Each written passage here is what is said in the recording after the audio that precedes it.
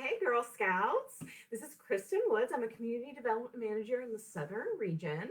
So I'm coming to you today to do your senior outdoor art expert badge. So I'm going to give everyone just a few minutes to get logged in. But while we're waiting, if you'd like to put in the comments log where you are tuning in from, I always like to see where people are tuning in from.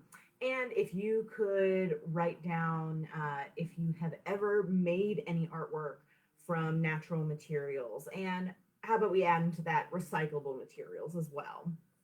So you can also write if you'd like any artwork that you've ever seen made with natural materials. So if you possibly have a picture or something, you can post that too.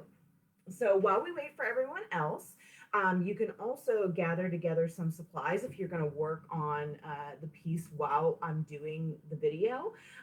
So you're going to need Mod Podge, or just some watered down glue. You'll need a variety of kind of paintbrushes if you enjoy using this kind of like spongy brush, paint, a paint palette of some sort. I just use paper plates. You're going to need some dried natural materials, and you can always go collect those later. A pre-cut piece of cardboard. So I usually cut my piece around 9 by 6 inches, but you can cut it to whatever size you want. Paint. I suggest that you use whatever paint you like.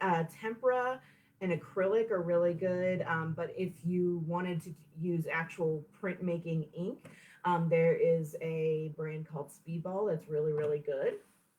But I definitely suggest that if like for final pieces, it's really good to practice printing with just paint. You'll also need an embroidery hoop and a pair of pantyhose, and I promise that'll make sense. Some scissors, an x-acto knife, and paper plates, paper towels just for cleanup. And I have a couple of cups of water to my side here just to put my paint brushes in and things like that. I also would cover whatever surface you're going to work on with something that you don't mind getting paint on. So right here, I'm actually using an old drawing board that I don't use anymore. So I actually use this for both a painting surface. I don't mind getting paint on it. And I use it for a cutting surface. So when we use the X-Acto knife, it's important to put something underneath to kind of catch the knife, or else it will go into whatever is underneath what you're cutting into. So another thing, I have really long hair, so I like to pull it back when I'm using paint because I don't want to get paint in my hair. And then I also don't want to get my clothes stained. I'm using acrylic paint today, which does stain. I have an apron on today just to protect my clothes. Let's just check here on the time. All right, we're about 3 minutes in, so that should have given everyone some time to get logged in. So again, my name is Kristen Woods, and I am a community development manager in the Southern region. You're joining me today from my apartment in Cincinnati, so as we continue to social distance. So today we're going to work on our senior outdoor art expert badge. So, and this is for girls that are in like 9th and 10th grade. So what we're going to do today is we're actually going to work on step 2, which is to make something. But there are 5 steps to this badge, and we'll just go through them really quick. So step 1 is to explore the art outdoors. Step 2 is to make something. Step 3 is to create or share music inspired by nature. Step 4 is to capture nature digitally. And step 5 is to design outdoors. So again, we're going to work on step 2, and we're actually going to do 2 different kinds of printmaking today. So if you don't know what printmaking is, it is a form of artwork where you create your artwork on what's known as a plate or a matrix. So, so in this case today, we're going to use a piece of cardboard for our plate. But there are many different kinds of printmaking. So there is lithography, where you carve into stone and you use that stone to print. There's wood block printing, where you cut out of a piece of wood. There is screen printing, where you use a screen to print images. There are many, many different kinds, but we're going to work on two today. And what's really nice about printmaking is that your plate is your artwork, and it's almost used like a stamp. So you can use it over and over and over again. And that's what's really cool about printmaking, is because you can make a ton of prints. So the two kinds of printmaking we're going to do today, one is kind of basic and simple. One's a little bit more advanced, but both should be obtainable to do. So the first one we're going to work on is a calligraph or calligraphy, not to be mistaken with calligraphy. Calligraphy is a kind of artistic writing, but a calligraph is where you take materials and adhere it to the top of the plate, and then use that texture and those materials to create a composition. So today we're going to be using just a piece of cardboard. That's going to be our plate. If you wanted to make something that's a little bit longer lasting, you can cut a piece of wood, but you can also use maybe a thin piece of plastic or something like that. Today I'm just using cardboard, so I'll probably get at least 4 or 5 uses out of this before it kind of starts to deteriorate. So again, if you wanted to make something a little bit more permanent, I would use maybe a piece of wood or a small piece, or like a thin piece of plastic. So also, I have a bunch of dry natural materials. So before we get started on this, so when you go out, if you've not already gone out and picked up some natural materials. So we just want to remember, when you go outside, never go alone. Prepare yourself for going outside. So if you're going to go, on a nature trail or something like that and look for some natural materials, make sure you dress the part, bring your water bottle, put your sunscreen on. And when you're collecting materials, it's important to remember our leave no trace principles. So, for this activity, it's actually really good to collect materials that are sort of dry or dead or have already fallen off.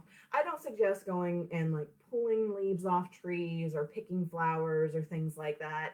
It's really good to get materials that have just fallen to the ground naturally. And materials that work really well for this are something that's going to sort of leave a raised impression on the board. So because you're going to want that raised relief to print on. So dried leaves are great. I actually, my mother, she has this beautiful white pine in her backyard. And she also puts her old Christmas tree back there, so her evergreen tree, back in her backyard when it dries out for the birds to nest in. So I actually gathered a bunch of pine needles and those Christmas tree needles because they give a really nice texture, and I can sort of create, they're really flexible, and I can create my composition with it. So, and feel free to write your questions in the comment log as we go along, and I will try to answer them as we go. So what you're going to need your pre-cut piece of cardboard. So I usually do about 9 by 6 inches, something like that. I suggest starting small and then going bigger as you create more. It's just easier to work with a smaller composition at first, or a smaller plate. So with these pine needles, I just kind of get enough out that I want. And also with dry materials, it's easy to kind of, pick them off. They're easier to manipulate a little bit. So what you're going to do is you're going to use either Mod Podge or just watered down glue. So Mod Podge is great because it is a sealant. It's meant to seal things in place, and it's like a glue in the same sense. So what I do is I just take a paintbrush, and I usually start by brushing the glue or the Mod Podge just in a big area, because I'm going to stick my dry materials in the way that I want them on the board. And I just use the cap to kind of rest my paintbrush on. And I'm going to arrange these. I kind of want to fan them out. And again, it's okay that we put like a bunch together. because we really want those needles to show. So once I have them kind of arranged where I want, I load my paintbrush up with the Mod Podge and I start kind of just slathering it on, because this will dry and it dries clear. Not that it really matters, but it does dry clear. And you might have to hold your pieces a little bit as you brush this on. But what this is going to do is adhere these natural materials to the plate. And so it's okay that you put a lot on. I actually like to do 2 layers of this just to make sure everything is sealed, because what we'll do once it's dry and sealed, we're going to roll paint over this. So it's really important that everything kind of has a sealant on it, and it makes it easier to clean later too. So I'm going to show you kind of what I've done. And so once I've composed my plate, I will set it aside to dry. Again, I try to put 2 coats on just because that'll ensure that it's completely sealed and it'll be easier to clean later. And once it's dry, that's when you can print. So something else I will say is that if you feel like things are moving around too much, you can also adhere things with hot glue, but you definitely want to Mod Podge or put like a water glue mixture over it just to seal it. So you can do both. I just use the Mod Podge on the whole thing, but you can do both. So I've started this one. I do have a finished one because I want to show you how to print it once you're done. So I'm going to seal up my Mod Podge, put it aside. I'm going to set this guy aside, put all my natural materials.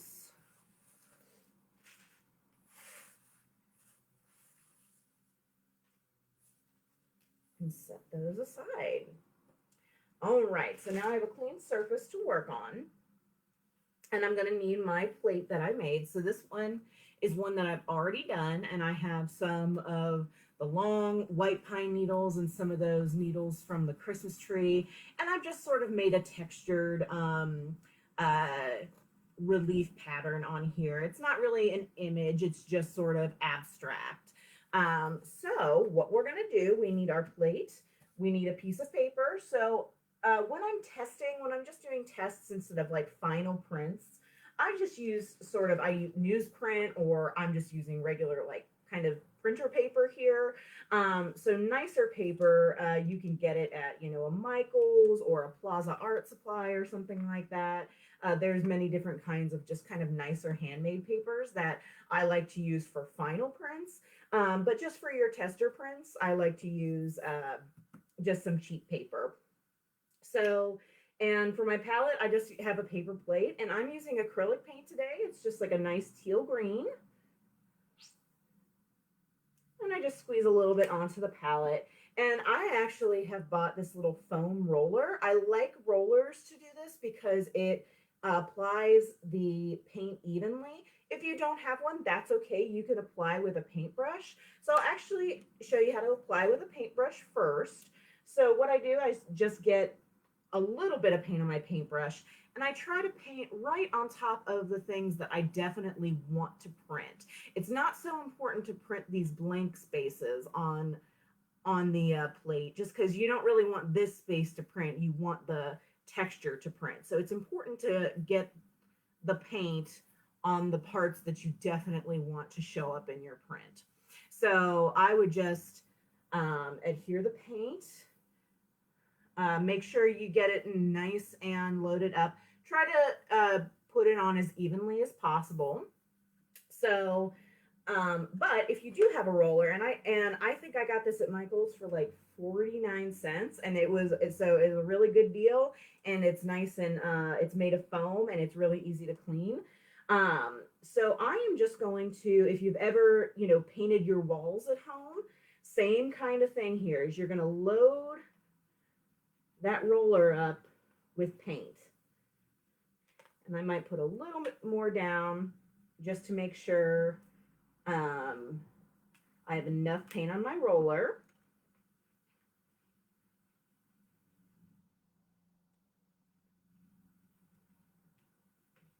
And then I'm going to roll this.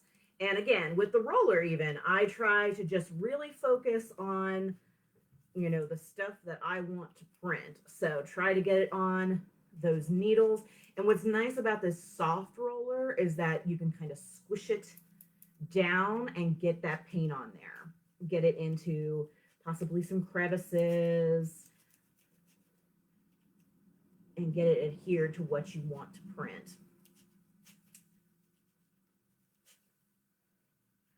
All right, so just a little bit more.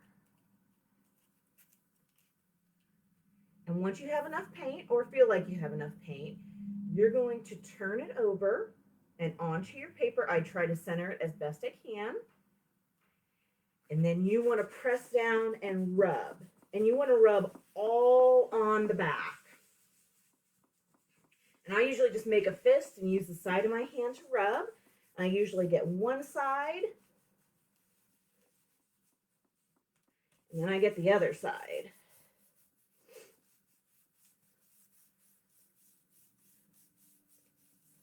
All right. Looking to see if we have any questions. We do have some people joining us from St. Louis, Missouri. All right, hi to St. Louis. So, okay. And once you feel like you've rubbed down enough, you're going to remove it. And mine came out, it looks like I'll probably need to do a little bit more paint on it next time. But I definitely have the lines of the needles I'm trying to show you guys a little bit. It's a little bright in my apartment. I tried to close the blinds. But this is great to do tests because it can show you where you need to put more paint instead of less paint. So we'll do another print because now I can see where I definitely need to put more paint. And I'll probably use my paintbrush to put more paint. So I'm going to roll it on.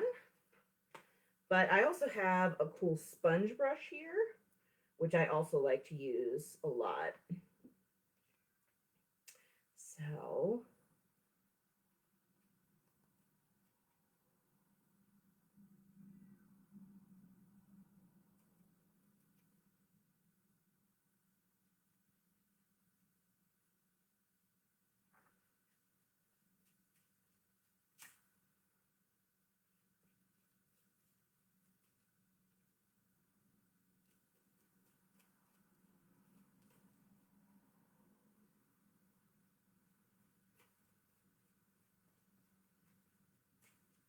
all right. So we're going to try this one more time. And what's nice about printing is also because you can go back to your plate and you can make adjustments to the plate. So if you don't like what you have, you can add on. So you can add on top of the already sealed images, just put more Mod Podge on top.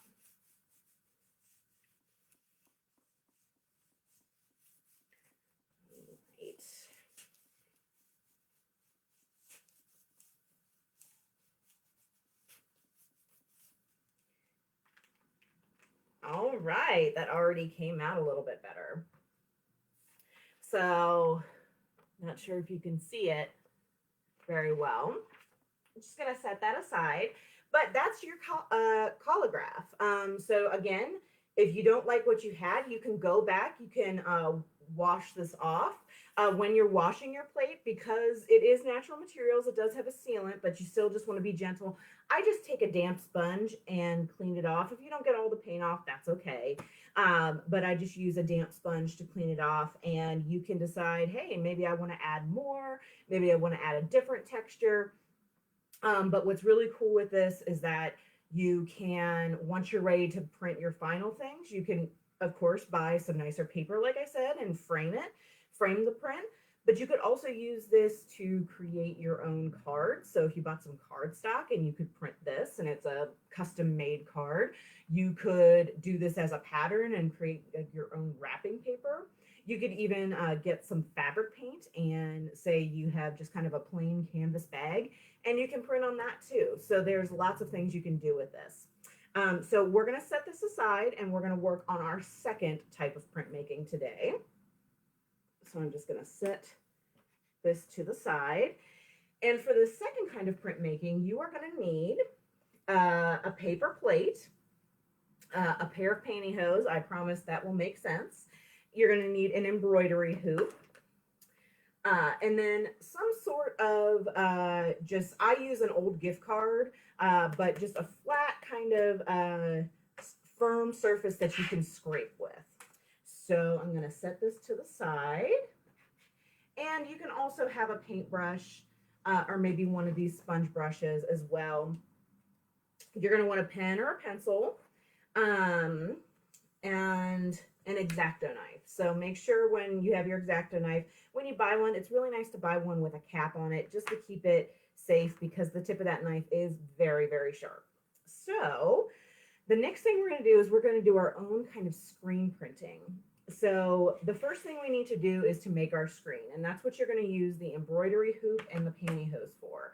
So I just have a pair of pantyhose here, and I already cut off one leg to make my hoop here, but I'll get the other one. So you're going to get a pair of scissors, and I just kind of cut off the top there, and then I usually cut it in half, one leg, and you can set aside the rest. So I've kind of got this tube here right now. So what we're going to do is we're just going to cut down one side. So we just have one big piece of the nylon stocking. So, and it's okay if it's not perfect. We just want one big piece.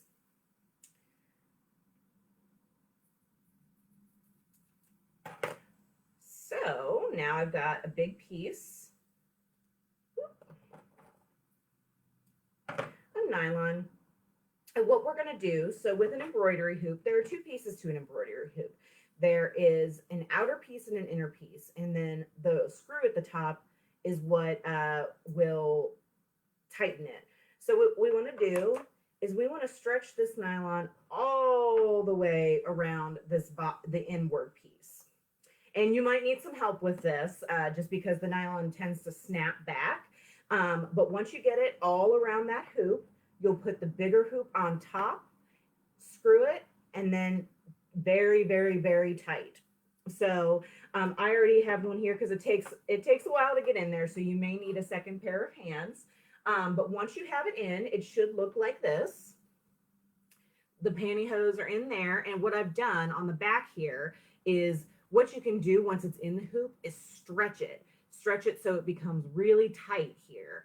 And I actually, you can use a wooden hoop, but I really like to use a plastic hoop because on the inside, it actually has this really cool lip that helps to hold it in. But a wooden hoop will work fine as well. And what I do is I've cut around the edges so I just don't have a bunch of loose fabric here. And what we're going to do is we're going to adhere the paint through this. So we have our screen made, which is the first part. So like I said, it'll take a second to get in there because the nylon snaps back, but once you get it in, you'll be able to use it. And you don't ever have, even when you're cleaning it, you don't have to remove this from the hoop. You can just clean it with it in there. So you shouldn't have to do that again. So the next thing you want to do is you want to get a paper plate. And so doing step one, maybe exploring nature or exploring art outdoors might be a really good thing to do before this because it might be able to inspire you of what image you want to put on the paper plate. So for example, one thing that I try to do during this time of isolation for self-care is I try to take walks every day. And I kind of live in an urban area, so there's not so much growing around here, but there are a lot of these little wildflowers that are popping up in spring. And I was walking the other day and I saw these beautiful little lilies, like these teeny tiny little lilies. They reminded me almost of like little daisies, but they only had 6 petals. Um, and they were just really, really cute and very pointy petals. So that's actually what inspired me to draw my image on here. So what you'll do is you'll draw your image on the plate. And I try to use images that have kind of, you know, big shapes. Because they just adhere with the paint much better. So they're easier to scrape the paint into, and the image comes out a lot clearer. When you get kind of little details, they can sometimes become muddled. So I like using kind of big shapes, make it really graphic, rather than maybe a realistic representation. So I would start with maybe just very simple images with shapes. So leaves are great to start with. And then once you get a little bit more control over what you're doing and hone your skill, maybe start adding those little details. But so what I've done, I've already started cutting into this, but what you'll do is you'll draw your image, and then using the X-acto knife, you'll start cutting out those shapes that you want the paint to come through. So I'm getting out my X-acto knife. Again, I really, really suggest you get one with a cap on it, just because when you store it and then you go to grab it, you won't worry about cutting yourself. And the reason I'm using an X-acto knife instead of scissors on this is because I want to cut an image out of the center, not from the sides. And it's hard to do that with scissors. So that's why we use the X-acto knife. So just set my knife aside. And if this is your first time using an X-acto knife, you can go as slow as you want. It's not a race. And I'm just cutting out, I had 3 flowers on here. I've already cut out 2. And again, I have my old drawing board down here, and this is great for me to cut on because it's made of a really solid material.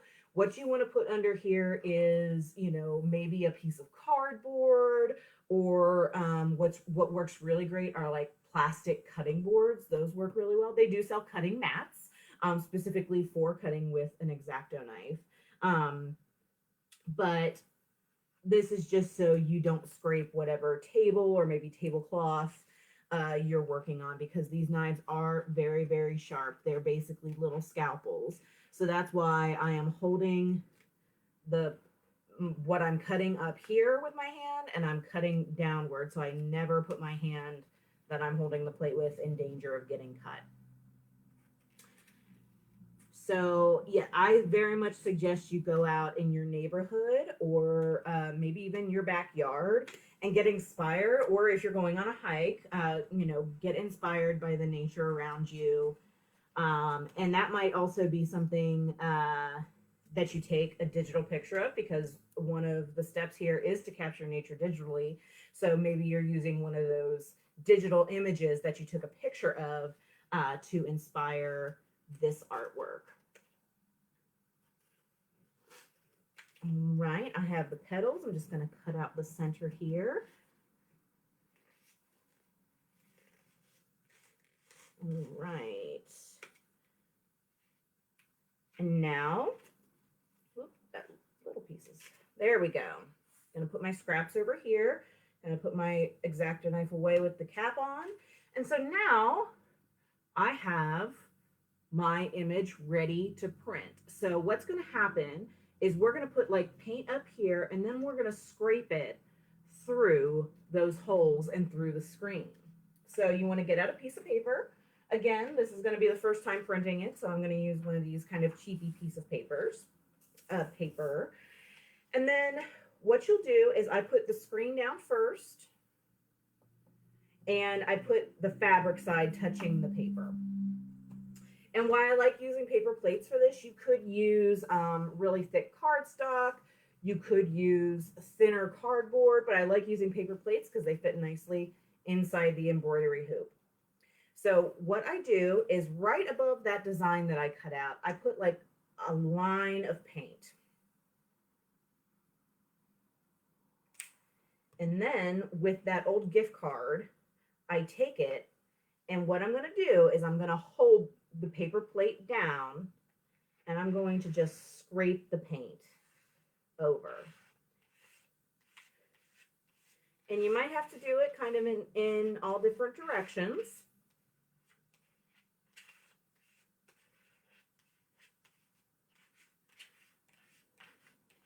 But what it does is it sort of works as like a squeegee. So like when you're trying to get water off of something, it works like that. And I'm going to put a little bit more paint down over on this side, just to make sure we've got our design filled in. And you can set the card aside. There'll be a little lip of paint on there, but you can wash it off. I lift this up. And what I like about this is that, so the image will come out. And what I like is that you can go right back, put this down. So there will be paint on it. So you want to put the image wherever you'd like, and you can do it again.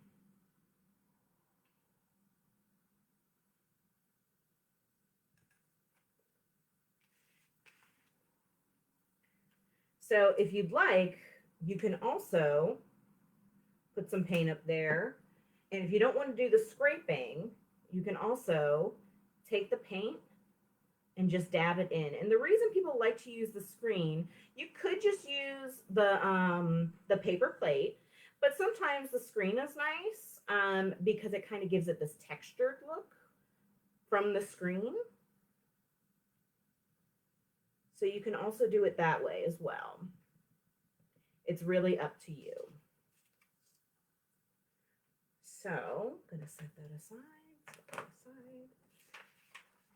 and I've got my image.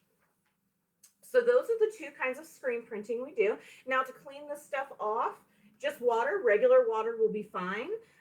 Same thing with the screen. I just actually run this under the sink and it washes it right out. You may have a little bit of a faint image of whatever you printed, but that's okay. The important thing is just to get the paint out of there so it doesn't dry. And so with this, it is made of paper. So just remember that you may only be able to get, you know, maybe 12 something prints out of it. But it's so easy to make that, you know, you can make a ton. And again, with this, just like the collagraph, you can use different kinds of paint or ink.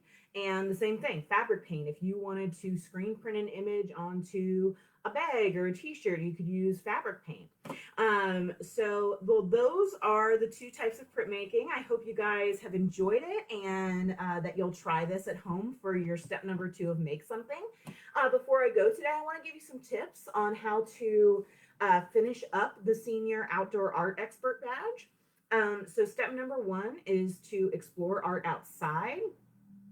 So what you can do is you can look for art that you find in both natural places or maybe just outside anywhere. So parks are a really great place.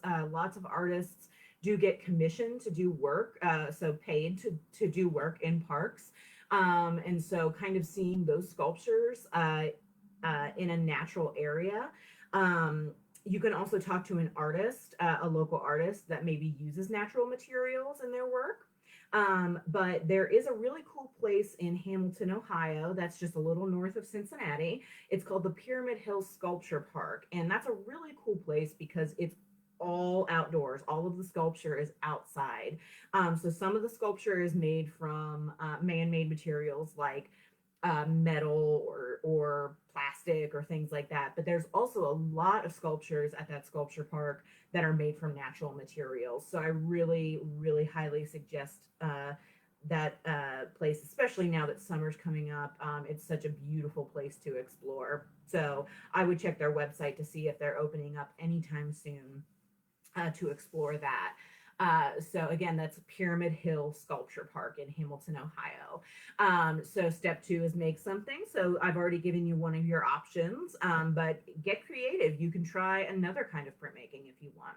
So step 3 is to create or share music inspired by nature. So you could make a digital, so an audio recording of things outside. You could use natural materials to create a composition almost, or not a composition, musical instruments, and then create a composition with your musical instrument. You could also look up some songs that are about nature, maybe some Girl Scout songs that are about nature or the outdoors, and find a younger Girl Scout troop that you can teach those songs to, so you can share Girl Scouts' love of the outdoors with our younger sisters.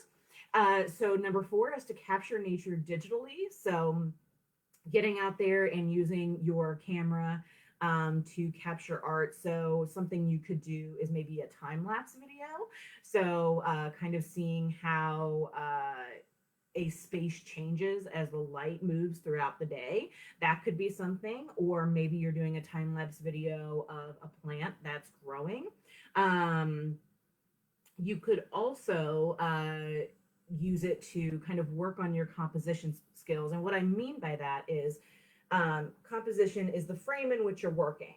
So it's how you compose the images in that frame. And that's what I really enjoyed about my photography classes that I took in college, is that it taught me a lot about how to compose an artwork in the frame. So really kind of working with perspective. So what I mean by perspective is, so my hands are the same size. If I move this one forward, it looks bigger. This one looks smaller. So that's an example of perspective. And you can also work a lot with some dramatic lighting. So taking some pictures at sunrise or sunset could be really, really interesting. And then finally is to design outdoors. So there's a couple things that you could do here. So you could look at an outdoor space. So maybe you have a patio at home. How could you play with how the lighting changes throughout the day, and how do you compose maybe the patio furniture or plants, or maybe you have a dining table outside. How do you compose that space to look great at all times of day, and also how do you create it so it's a really great place for people to want to be, no matter what time of day it is. You could also, again, work with a younger troop and maybe create a natural maze or labyrinth. And you could create it out of rocks. You could use maybe grass scraps to make a maze on the ground and see if they can get through it. So if you've ever done like a hedge maze, that's really, really fun. And that's a way that you could engage with a younger troop. And you could also look into see if there is a place in your community that might be interested in having a mural, and proposing maybe painting a mural to celebrate natural surroundings or the outdoors. So those are just some tips on how to finish up the Senior Outdoor Art Expert badge. So before we go, if you are not a Girl Scout and you're tuning into this video, please visit us at girlscouts.org/join, and you can find out some more information on becoming a Girl Scout or possibly an adult volunteer. And I want to just remind you to please join us at 2 p.m. Our Programs and Partnerships Director, Sarah, will be leading our Ambassador Girl Scouts through some steps in the Bliss journey. All right, everyone, I've had so much fun with you this morning. Thank you for tuning in, and we'll see you later. Bye-bye.